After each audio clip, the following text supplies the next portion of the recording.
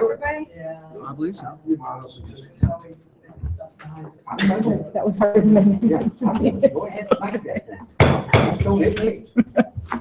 The time is 7 p.m. I call the City of Delaware Planning Commission meeting to order for September 7th, 2016. Would the clerk please call the roll? Mr. Badger. Here. Mr. Halter. Here. Mr. Mantzoris. Here. Mr. Prohl. Here. Vice Chairman Simpson. Here. Chairwoman Keller. Here, moving on to item 2, would the clerk please read this into the record? Approval of the motion summary of the Planning Commission meeting held on August 3rd, 2016 as recorded and transcribed. What is the wish of the commission on this item? Move to approve it. Move to approve as published. Motion by Mr. Badger, Second. second by Mr. Prohl. Roll call, please. Mr. Badger. Yes. Mr. Halter. Yes. Mr. Mantzoris. Yes. Mr. Prohl. Yes. Vice Chairman Simpson. Yes. Chairwoman Keller. Yes, that motion carries. Moving on to item 3, regular business. Would the clerk please read item A into the record? Item A, 2016-2522, a request by Georgetown Properties of Delaware for approval for a development plan exemption for a maintenance building addition to Georgetown Apartments on approximately 0.77 acres zoned R6 multifamily residential district and located at 80 Georgetown Drive. Who's the presenter? I am. Okay. Yeah, this site's located east side of Georgetown Drive, which is located just east of Troy Road, north of West Central. Zoned R6, multifamily. This is the aerial. Actually, there's 8 buildings in this apartment complex that were constructed in 1975. Now the owner's coming back. He wants to put a maintenance building in. He actually initially wanted to put a garage in, and he decided he wanted to put a little nicer facility in. So on the east side of this, towards the woods, he's going to attach a maintenance building that's going to look like the apartment building. It's about a 28 by 30 maintenance building, 840 square feet. The engineers determined this is a minor addition and will not require construction drawings. As I indicated, it's on the east side of the building, about 840 square feet. They are going to have a driveway from the existing driveway to the subject building, which would have a overhead door and a man door on the front elevation, which would be made of brick to match the existing building. It would be 1 story. The apartments next to it are 2 story. The rear and side elevation would be of, I believe, hardy plank siding or the like. In this proposal, there is a playground set where this is located. They're going to move this between building 60 and 70, which is in the southern portion of the development, and that would be more centrally located. Staff recommends approval with 2 conditions. Happy to answer any questions you may have. Questions from the commission?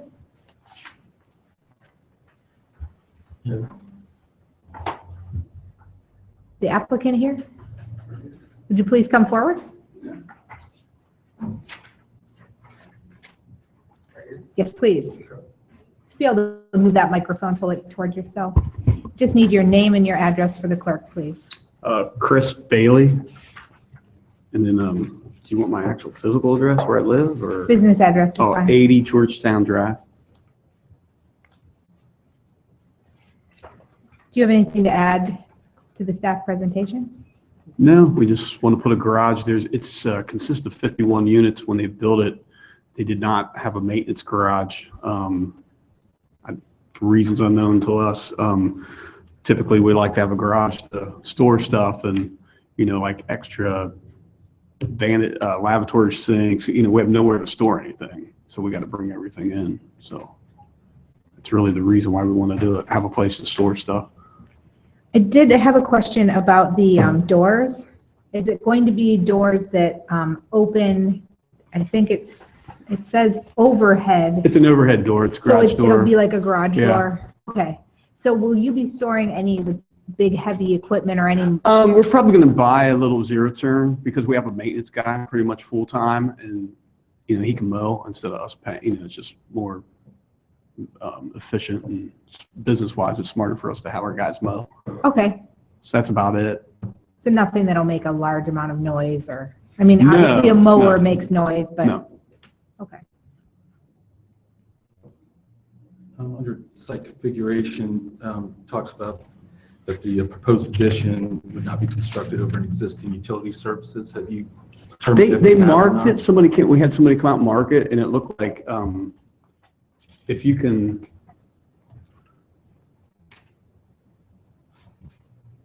there's a man cover, and it's running this way, back behind this retirement center. It's actually running towards the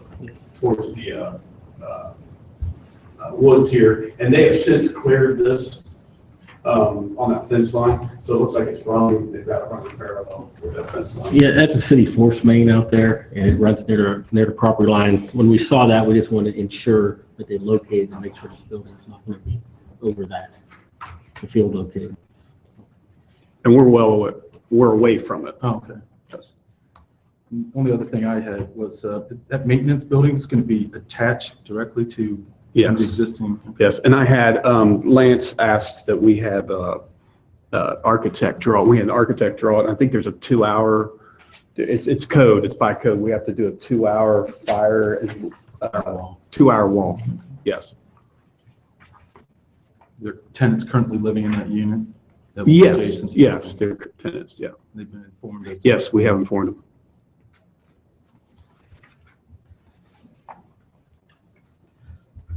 Any other questions? Okay, I think we're done with you. Thank you. Any member of the public here to comment on this item? No? Okay, I'll turn it back over to the commission for any further discussion or action if you're ready.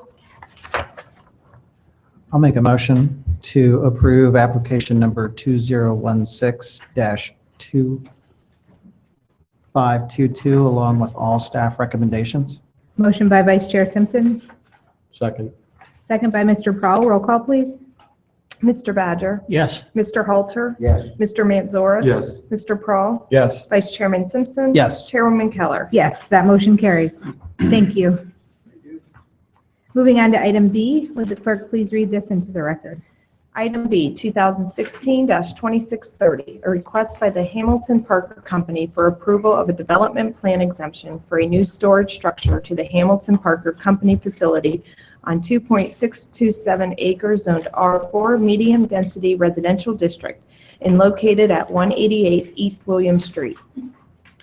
Okay, Yeah, this, it's located south of East William Street and just west of Frank Street, and it's, the western boundary is actually the bike path, bikeway out there. It's zoned R4, which is residential. Back in 2001, some history here, Board of Zoning Appeals approved a use variance to allow this subject use at the site.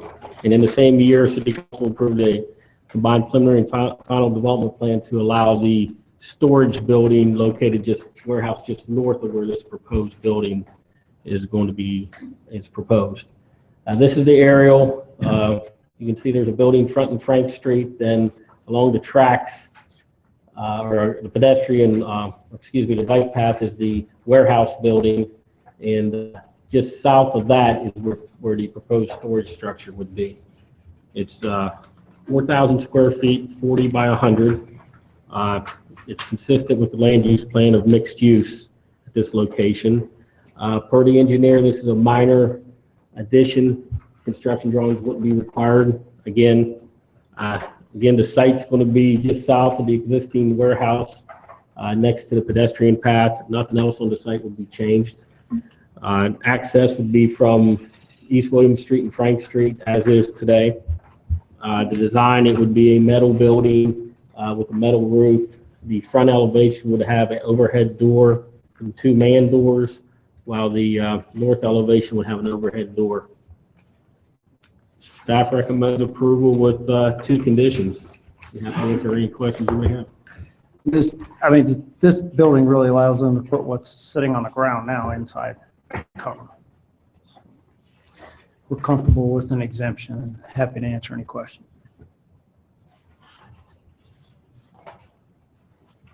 any questions? If I'm reading this right and seeing it right, that building is right on William Street? No, I think it's abutting the bike. This is where it's here, this is the existing warehouse. Back by the bike. Yeah.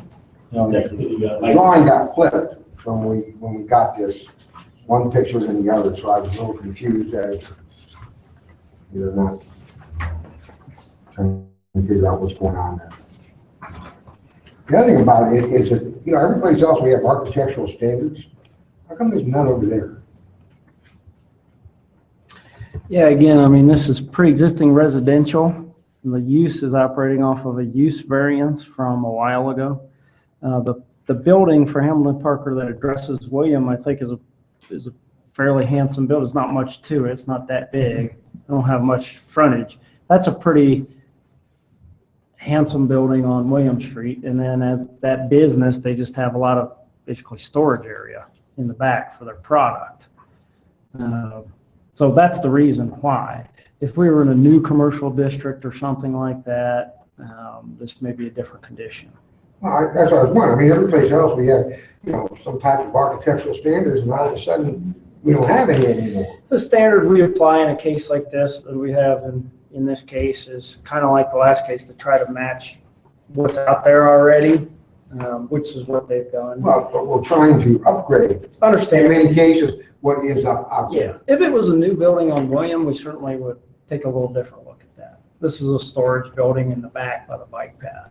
It's going to be, it's not visible, but it's not going to be noticeable. I just, I but hear- when you understand, when some people come in and they Yeah. think, well, there weren't It's any different. standards, now there is a standard. It's different They gotta than- say, what, I'm not on that busy of a street Yeah. either, so, Yeah, it's different than what you're used to seeing. yeah.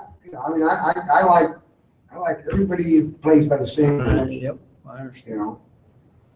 And that was my question. I still think we should have, if we're gonna have standards, and there should be standards everywhere, we should enforce them everywhere. That's just my opinion.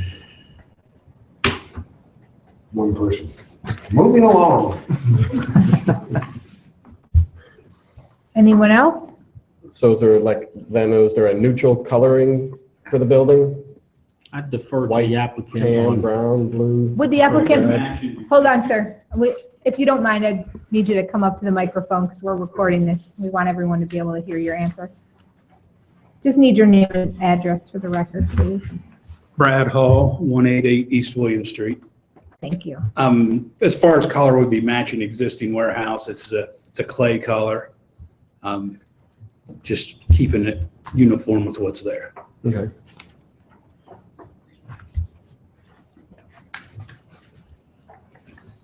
So will this space be open, or will you actually be able to close it? It'll be enclosed. Closed, okay. We're just going to store pallets of porcelain tile. It'll be Just keeping concrete it- floor then, or? Yes.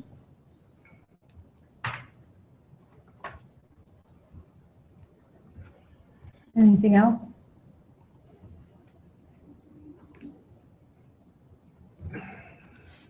Okay, thank you. Thank you. Sorry we made you come all the way up for just that little bit. I tried to think of more questions, but I just don't have any. What is the wish of the commission on this item? Oh, sorry. Anyone from the public here? Nope, okay. One of these days, somebody's going to be. One of these days. One of these days. Okay. Any action from the commission? I'll make a motion to approve 2016-2630 with all staff recommendations. Motion by Mr. Prawl, Second. second by Mr. Badger. Roll call, please. Mr. Badger, Yes. Mr. Halter, Yes. Mr. Manzoris. Yes. Mr. Prawl. Yes. Vice Chairman Simpson. Yes. Chairwoman Keller. Yes, motion carries. Thank you. Moving on to item C, would the clerk read 1 and 2 into the record, please? Item C, Lantern Chase. Number 1, 2016-2530. A request by Westport Homes for approval of a final subdivision plat for Lantern Chase Phase 2, Section 6, Part 2, consisting of 45 single-family lots on approximately 30.316 acres zoned R3, one family residential district. and located on Glemsbury Drive, Connaught Place, Cedar Creek Street, and Lanthorn Pond Drive. Item 2, 2016-2531, a request by Westport Homes for approval of a final subdivision plat for Lantern's Chase Phase 2, Section 6, Part 3, consisting of 35 single-family lots on approximately 8.049 acres zoned R3, one-family residential district, and located on Connaught Place and Marblewood Drive. Yeah, the subject site is zoned R4 residential. It's a pretty linear subdivision. It extends from State Route 37 northward. This is the last 38 acres of the development. This is the zoning. This is the aerial. The southern portion of it's fairly open. The northern portion is heavily wooded. They're going to preserve most of that wood you see on this aerial. Back in 2014, MI Homes came in with amended preliminary subdivision plat for this site, and this is the approved plat. This is phase 2, section 6, parts 1, 2, and 3. Part 1 is in blue. That final plat was approved last year. Now part 2 is in yellow, and part 3 is in green, which is in front of us tonight. The portion in yellow has 45 single-family homes, and the part in green has 35. Single-family lots. The engineers are reviewing the construction drawings as we speak. Access to part 2, the portion in yellow, would be through section 1 in the blue, through Glemsbury Drive and Lanthorn Pond Drive, which extends to Connaught Place, which is the northernmost street in the subdivision. Part 3 would be accessed from Marblehead Drive that would extend to Connaught Place. The streets in this subdivision, when this was originally approved 15 years ago or so, the standards for right-of-way and pavement were less than they are today. We're, as we did in section 1 and per the approved preliminary plat, we're requesting that the right-of-way be only 50 feet, but the pavement be 32 feet. And we're fine with that from an engineering perspective. And 3 feet of the sidewalk easement, and would have a 7-foot tree lawn. That'd be consistent with the remainder of the subdivision, approved 15 years ago. The lot sizes in the subdivision would be a minimum of 7,200 square feet. They'd be 60 to 70 foot wide, 100 to 128 feet in depth. The corner lots would be oversized. The design would have to meet our minimum design standards in our code, which is 8-inch overhang, 25% natural material on the front elevations, 4-foot window trim, and a higher grade vinyl siding. We would request a tree survey as they develop each section, or in this case part, to determine if any trees would be removed. There is a tree preservation easement on the northern portion of the north side of Connaught Place, and along the eastern portion, along the green area, the eastern portion of the site, probably the last top 5 lots. There's a tree preservation area in those areas. From an open space and parkland in section 2 in yellow, there's a detention basin in the southwestern portion of the site. In the northern portion, the northern 15 acres is, they're preserving that. That's existing wetlands and woodlands in there that would be preserved. And also they're putting in a park area, which would have amenities such as a basketball court, play equipment, park benches, and the like. And as typical, the park and amenities would be owned and maintained by the HOA, but open to the public. The street tree plan for all these sections were approved in August of this month, last month, and the lighting plan was approved in August of last month. Staff recommends approval of Phase 2, Section 6, Part 2 with 7 conditions, and Phase 2, Section 6, Part 3 with 5 conditions. I'd be happy to answer any questions you may have. I think there's a couple takeaways. Summary, the development plans and plats are completely in keeping with the revised amended preliminaries that occurred just a few years ago. The development stalled a little bit. It'd be probably, you'd have lots of houses under construction right now. It stalled a little bit really due to some technical stormwater issues, in my opinion, that had to be worked through. That took some time. That was worked through. And then obviously this started as an MI subdivision, and now we'll presumably finish up with some Westport homes. They have built some homes in our community before, some lots here or there and down in Lisa's area in particular, I believe. So I know they have wanted to come into the community in a more robust way, and this is one way to do it, to really finish out what is a subdivision that's been going on for almost 20 years now at this point. And I think, just to refresh our memories, the original preliminary plan actually went pretty well to the northern property line with just a small reserve of trees left. No playground or park equipment. It's just a function of its time coming through our process.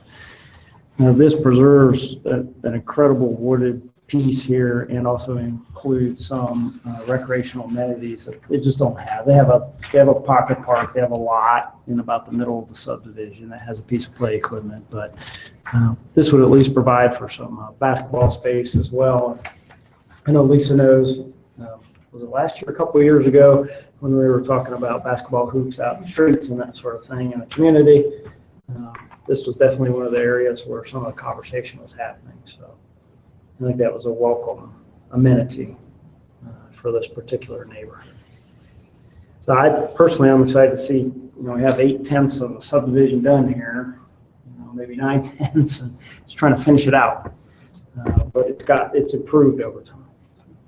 This is completely in conformance with that preliminary that was approved just a couple of years ago.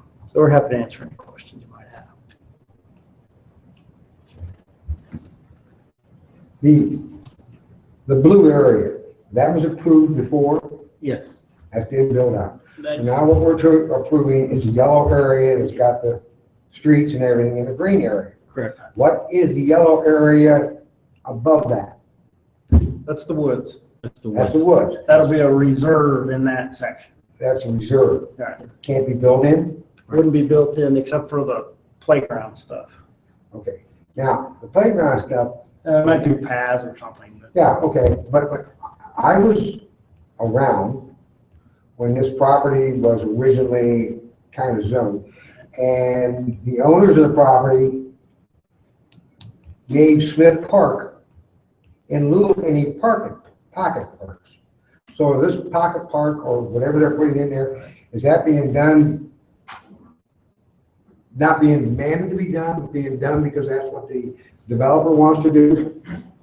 that was approved by city council with the last revision to the preliminary, and it was, we made a We're gonna go back request. to, the original agreement was Smith Park covered all of that. I understand. We made the request to include, it's a big subdivision. It doesn't really have any recreation. So we made the request to the developer to include some of that, those amenities, and they came forward with that at the last amended preliminary. But they didn't have to. They didn't have to. Okay. Because I mean, once again, They The have city to made an now because agreement. it's been approved. but they yeah, didn't the have to. city, the city made an agreement when all that was brought in and set up for development. We will take Smith Park in lieu of anything else. Understand. And now all of a sudden we're coming back and saying, Understand. and I want to make sure that it was voluntary. Now it's. Now, I know now it's a Yeah. different ballgame, but the agreement on Troy Farms was, Yeah. we will take this. Right. And we'll call it forever. I think they have made some amendments too, because they didn't want to build all the way up into those woods. There's a cost of doing that, and there was also a sanitary sewer issue. So there was some negotiation. Look, I'm just trying to make sure that the city has not gone back on their original agreement. We're not giving Smith Park back, that's. But we're not going back on the original agreement that we would not, Jim, I think I hear you. I think the time for that to be brought forward by the developer was, 2 years ago when they came forward with the amended preliminary. They came forward with this. That's fine with me. They can do whatever they want to do. I have no problem with that. Right. I just want to make sure that, Yeah. Because it was so many years ago that Yeah. everybody said, gee, I don't remember that. This started a long Well, time. there's many of us here that do remember that. Because there was a big argument over that great big hunk of property that became Smith Park. Well, you might be the only one actually that remembers that on this, up here. So that's good hit, that's good to know. Okay, that answers my question. As you would. I was concerned about the parking on Lanthorn Pond Drive. Are we going to have to restrict parking? Or to the engineer on that issue. Probably around the curves there would be my guess, but I'm not sure you've done that detailed a plan yet, Jen? 32, I'm looking at, yeah, we're through on second review on It's that. by the pond reserve. Yeah, I'm gonna grab the biggest set so I can take a look. I believe if it's a 32, we wouldn't be restricting it. Shows it as 32 on this plat. I'm looking at curve. I can't see it. I mean, not that there's anything we could do about it now, but just knowing in advance where the parking would be. Generally, it shouldn't be restricted if it's the 32 width, and that's generally what we're doing. Okay. Because 32 is our minimum standard now. The 28-foot streets that have been grandfathered, those we would restrict parking on. Okay. It is 32 feet on this plat I'm looking at, so that should. I can't even see these little numbers. Some 36 and 28 and some 32. But we still do that around certain curves or at intersections. Right, Just right. to be clear. Usually on the inside of the curve and one line side. But it could happen here, I think they have to. Does anyone have any questions? The applicant here? Just need your name and address for the clerk, please.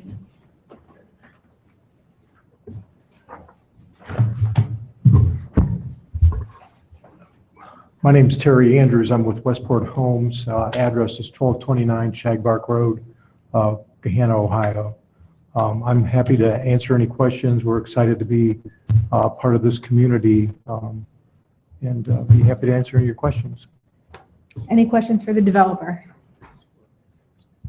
Just something that stuck out at me was in the first section, for 2530, there's 45 single-family lots on approximately 30 acres. And in 2531, there's 35 single-family lots on only 8 acres. Does anyone else have a density or math issue with that? Here. You lose a sense of scale here, that's Yeah, a chunk of ground. Versus the just kind of stuck right out, and I'm like wondering if it was in this. Yeah.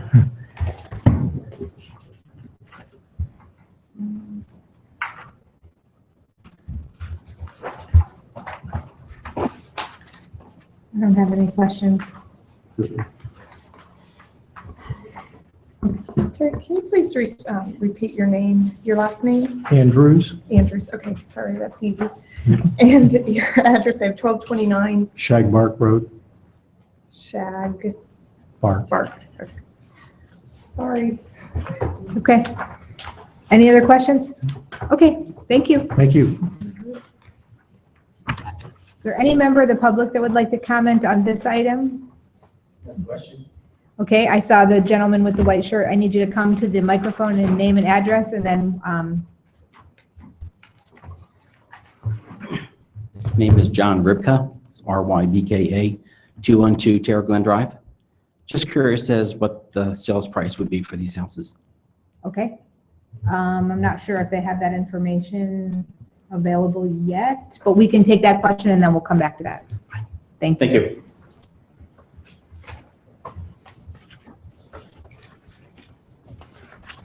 Okay, I saw another hand.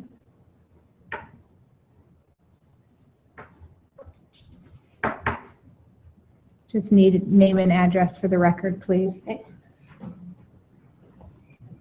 We're the Nelsons. And Your first names, please. Ross and Jackie. We are at 2249 Date Street. We're Lantern Chase residents.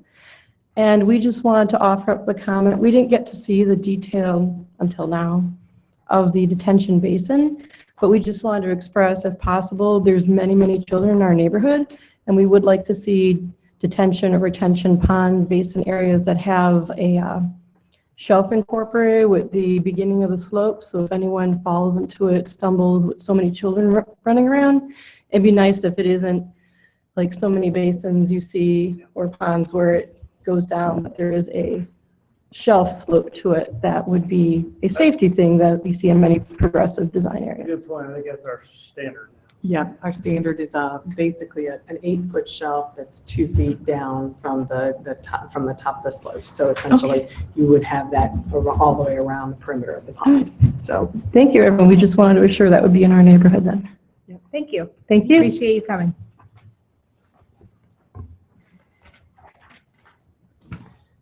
Could we have the developer back up to try to answer that sale price question? Wish I had a real good answer. As much as you can, right? I didn't think that would come up as a question, but I would have to think we're going to be in the low to middle 2s and probably top out in high 2s, low 3s in the community. Okay, It'd be very comparable to what's there now. thank you. That's it.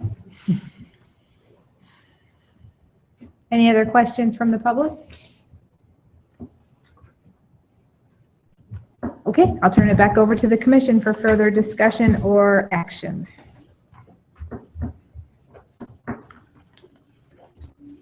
I'll make a motion, we approve 2016-2530, along with all staff's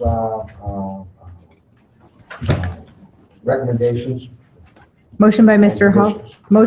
Halter, Second. second by Mr. Prowl. Roll call, please. Mr. Badger, Yes. Mr. Halter, Yes. Mr. Manzoris, Yes. Mr. Prahl, Yes. Vice Chairman Simpson, Yes. Chairwoman Keller. Yes. Make a motion, we approve 2016-2531, along with all staff's recommendations and conditions. Motion by Mr. Halter, Second. second by Mr. Prowl. Roll call, please. Mr. Badger, Yes. Mr. Halter, Yes. Mr. Manzoris. Yes. Mr. Prahl, Yes. Vice Chairman Simpson. Yes. Chairwoman Keller. Yes, that motion carries. Thank you. Moving on to item 4, the planning director's report. Chair, members of the commission, we did move our meeting, just to remind you, for October to mid-October. The 19th, that's due to the fact that Lance and I will be at our, actually a tri-state conference at the beginning of October here. And that agenda looks to be, we're not quite at the deadline yet, I don't think, for submissions, but looks to be, that's going to be a pretty lengthy one. We do have a commission meeting, obviously, a couple weeks after that date as well, in case some of the issues need some further consideration, that sort of thing. Hopefully, everybody can attend. What applicants are we looking at, out of curiosity? Anything fun and exciting? Oh, we got that, Maybe? yeah. Yeah, likely the Maker Point development. Okay. North of Turkey Hill. And we're likely going to have a code amendment on accepting public improvements. And there's a couple other ones that might trickle in. Just kind of depends on, like Dave said, 2 weeks after, there's another meeting, so we're going to try to manage those if possible. That actually works out better because we have a work session Monday night. Tuesday night is Public Works. So that would have been a long 3 nights in a row. So thank you. Don't thank me yet. That's, The other item I have is that there have been, led by Councilman Kent Schaefer, a planning effort to update our parking plan for downtown. I think I've given you periodic updates on that, but there's sort of a committee and a working group. There was a consultant hired, and they used technology and drones and all kinds of things to count cars and see what turnovers are in parking lots. So it's lots of good data. But I think that's getting closer to a final draft stage when that might be brought forward before city council. And I don't know if the intention is to bring it in front of a planning commission or not, but certainly before city council. So I think it'd be a good update from our last plan and hopefully provide us some additional guidance. Obviously downtown's busier than ever. So it's at least what I think of as a quality problem to have. So many small downtowns would kill for a parking problem. That's the only other thing I have tonight. Lance, did you have something? No additional information. Okay. Okay, moving on to item 5, the commission member comments and discussion. We'll start with Mr. Manzaros. Nothing tonight? Okay, Mr. Brawl? Just to see if before are we going to add a 7th member here anytime soon? good Unless you have like lengthy agendas coming up and. Yeah, we might need a wingman to help out. Yeah. with that stuff. Yeah, just in case. Someone else to make the motion? Yeah, things don't go awry. Yes, matter of fact, there was an interview with one of our citizens here who's checking out your meeting tonight. See if he really wants to do this, maybe. This is an easy one. Right. Relative to a lot of meetings that they have to deal with. So we've had one interview. Obviously, the mayor's been pretty busy with Ironman and some other things. So there may be another interview or two for planning commission as well. We did have one of them. So I think her intention is to fill that. She knows we need that filled along with several other boards and commissions. Okay. Also, while I'm thinking about it, I think Mr. Prohl and Mr. Halter are up at the end of the year, Yes. if I remember what I read correctly. Jim's looking at me funny, so I might not be remembering. But Mine is, yes. okay, so we'll get that together. You can check your notes, but if you're interested in continuing, which I hope you are, certainly let me know. The process again is that interviews would take place even with, there's no sort of automatic reappointments, although obviously you have a lot of experience on the commission. So I'm sure the mayor takes that into account when she recommends appointments. But it always seems like it hits us at the last minute or after the last minute. So I try to get out in front of it a little bit, but it's just not something that's top of mind all the time. So, thank you, you too. But we'll check. Okay. Vice Chair Simpson? I don't have anything. I was going to ask you how the code enforcement's been going on the mowing, but I don't really want to know. Well, you might have anything. You might have noticed. This has been a profitable Might have year for the noticed mowing the temporary business. sign isn't there. Oh, temporary sign is, So that's been removed after some conversation. They have a right to one. I think we all recognize that. We've given them some parameters around which to think about that and come back with a proposal. It's not something, it would be something at staff level. It's not something that will come to the commission, but progress So was that removed by the developer or removed by us? by the developer. Okay. And mowings are always ongoing this time. Hundreds and hundreds of them. Mr. Anything Halter? on the Buell property? I hear a lot of things. I know they're not true, but I just wonder if there was. Why would you? The restaurant over in Plain City was gonna come over and move into it. I've heard that one too. I think that's just a Facebook rumor or something. Wishing and hoping or something. Last we do, there was an interested party in purchasing their property. They don't own all the Bueller's property. There's an outlot that they had sold already that's not booked. Yeah. So, and then of course they have a couple spaces there too. It's actually 2 outlots. One was a house they were renting for a while. So I think they're expressed an interest in selling the property, and there's definitely an interested buyer. So we'll have to see how those negotiations go. I haven't heard that it has closed or sold yet, though. But there may be some changes. They were concepts all over the place, so there may be some changes that might have to come back to you. That's it. Okay, Mr. Badger, nothing? I just have one quick question about retention ponds and the vegetation. I received a question from someone complaining about just in some areas, they seem very clean. There's not a lot of scum on the top and it doesn't seem to be all the growth.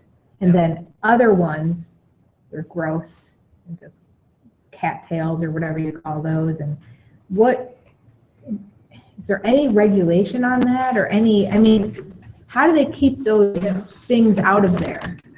Well, I'll let Jen answer, but I mean, the summary is that it's hard to have a pond without cattails in it after a certain period of time. So that's a pretty normal thing. Some of the algae scum on the top of it is that's a function of what's coming into it, how the water is moving. There are algicides that you are allowed to put in those ponds, but those are regulated by OEPA and EPA. There's only a certain amount of time and intensity of those chemicals that you can put into the ponds. Water quality is an important thing now, both coming into the pond and in the pond itself and then coming out of the pond. So yes is the answer. They're regulated, but some people decide just let it go and do its thing, and others are a little bit more aggressive with that. And we get complaints from time to time, particularly not so much cattails. People pretty much understand that happens, but with the algae. Should those fall under the jurisdiction of the HOA though? Depends on the pond. Typically, the pond does fall under an HOA or condo association, and that's why I say they may make their decision. Some of it's fine. It has a cost doing that. There is an aesthetic, but just like us, we're always balancing that as a city. So HOA may decide to just let it do its thing, or they want to be more aggressive with algicide. I believe you have to be. There's a licensure process for applying that product. With the algae, yeah, I'm not real familiar with the algicide or the processes to deal with that. But the only thing I can explain is the difference between the ponds. As Dave mentioned, it's what's coming in, what's going on, at what phase. Sometimes it's the age of the development because there were different requirements at different times for the design of those detention ponds.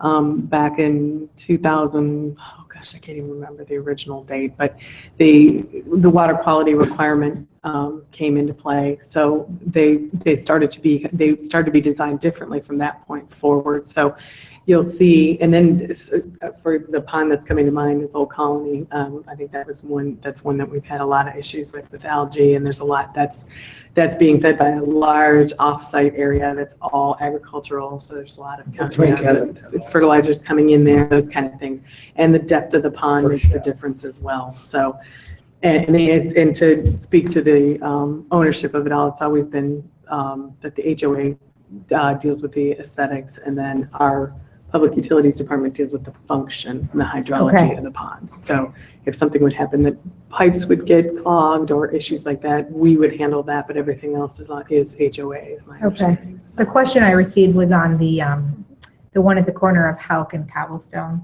Mm-hmm. There's a lot of growth happening in the pond, and there used to be a stone wall that is covered by the cattails, and someone asked, like, what happens? I mean, they're starting at one end and then the other end, and eventually it seems like the whole thing will be kind of turning into a swamp. That's a little deeper, I think, as you go to the middle. So is that in the future portion? No, it's existing. Okay. It just happened to be by that today. I just didn't know. It does have a lot of algae growth. It'd be HOA for that. Okay, because I just didn't know the answer to the question, and then as I was just walking around, I noticed some of them in the condo community are just, there's nothing growing in there at all. So I just didn't have an answer as to if that's even something that. And it's hard to chemical, you definitely cannot put the same kind of chemicals today in that you could yesteryear, which is probably on balance a good thing. Sure. But that means you have a little more of that growth. So I'll just tell them to talk to the HOA then. Mm-hmm. Okay. That answers that question. Just to also expand, we do have a minimum depth standard that is supposed to control that to a degree as far as 'cause the more shallow it is, the more algae you get. So Now, that pond goes back away. I was going to say, and that maybe have been different when that was first constructed. So Okay, could be a different reason. So. right. Thank you. Yeah, concerns like what you're asking, addressing is bringing rise to a new type of business out there. They're called pond management companies. All right. Yeah. Yeah, just actually having gone through this with the community that I live in. And it's half the community, the owners wanted to leave the ponds as they were, natural habitat, a healthy ecosystem. Others just wanted to get rid of every last cattail that could possibly, grow there. And hired a pond management company that came in and just did like a Sherman's march through Atlanta. Just got rid of everything. It was bad. It does. Yes. So people need to realize that there are consequences to what they hope to achieve. So send them our way. I'll be happy to show them what was and what it is now. So. Okay. That's all I have. Our next meeting is October 19th, 2016. That's not a problem for anyone, correct? Okay. Because no pressure, but if we don't have our extra person, nobody gets sick. And then with that, we are adjourned at 7:46.